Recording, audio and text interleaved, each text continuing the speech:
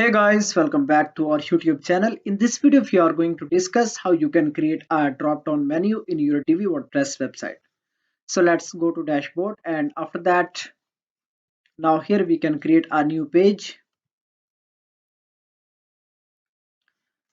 For example, we can give name web design,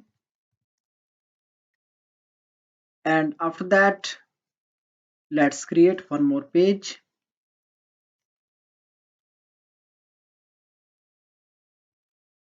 Digital marketing. So now to create a drop-down menu, just go to appearance, then menu. And after that, here you can see we have two menus, primary and secondary. Now we can select primary menu, and after that, here we can use custom links. You can also add some pages. Just I can add hash, and after that, here I can give a page title services. Okay, after that, now we can drag it. Now let's add those pages in the menu, and after that, drag these pages here.